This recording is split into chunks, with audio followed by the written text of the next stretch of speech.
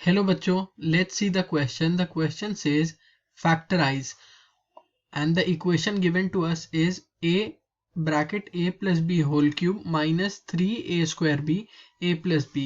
तो इस क्वेश्चन को सॉल्व करने के लिए हम सबसे पहले क्या करेंगे कि हम इस इक्वेशन को एक बार यहाँ पर लिख लेंगे. हमारा इक्वेशन है a plus b whole cube minus 3a square b a plus B. अब हम क्या करेंगे कि अब हम की कॉन्सेप्ट देखेंगे जो हम इस क्वेश्चन को सॉल्व करने में यूज करेंगे.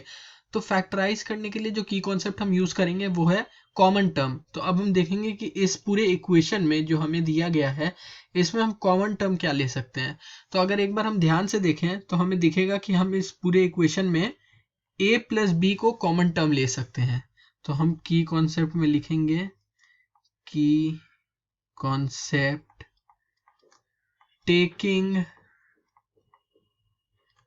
a plus b as common that is equal to. अब जब हम a plus b इसमें से कॉमन ले लेंगे तो हम लिखेंगे सबसे आगे a plus b क्योंकि हमने इसे कॉमन लिया है.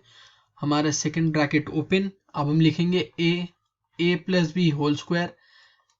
a plus B whole cube में से हमने a प्लस बी कॉमन लिया तो a plus B whole square यहाँ आ जाएगा माइनस 3a स्क्वायर b.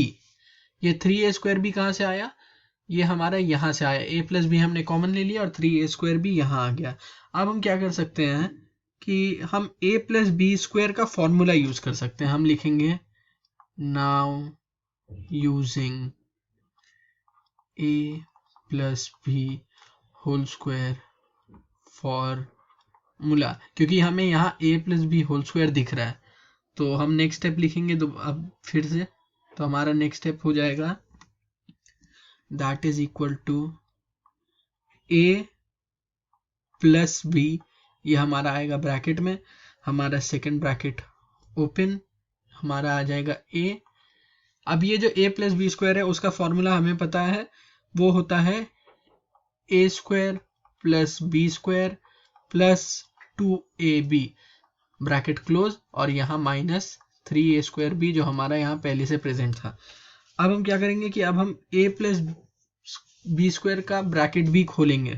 तो हम अब इसे लिखेंगे that is equal to a plus B second bracket a into A square हो जाएगा हमारा a क्यूब. अब हमारा आएगा a into B square A B square और यहाँ आ जाएगा प्लस 2a स्क्वायर b और यहाँ आएगा माइनस 3a स्क्वायर b.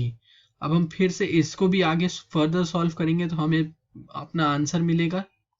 तो अब हम फर्दर इसको लिख सकते हैं that is equal to a plus B as it is हमारा लिखा जाएगा. Second bracket open. हमारा a क्यूब जो इक्वेशन में था वो लिखाएगा प्लस ए बी स्क्वायर जो था माइनस हमारा आ जाएगा a स्क्वायर b क्योंकि हमारे इक्वेशन में था 2a square b minus 3a square b. तो यहाँ माइनस a स्क्वायर b आ जाएगा. अब हम देखेंगे हम इसमें फिर से एक बार कॉमन लेने की कोशिश करेंगे. हम लिखेंगे a प्लस b. हम a कॉमन लेने का ट्राई करेंगे. फिर हम लिखेंगे a स्क्वायर यहाँ आ जाएगा प्लस b स्क्वायर यहाँ बाहर आएगा plus b square minus ab. अब हम ये जो a कॉमन लिया था हमने उसको हम सबसे आगे लाएंगे.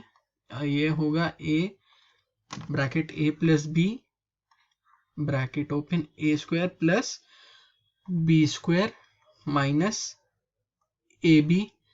तो ये हमारा इक्वेशन सॉल्व हो गया और हम इसको लिख सकते हैं.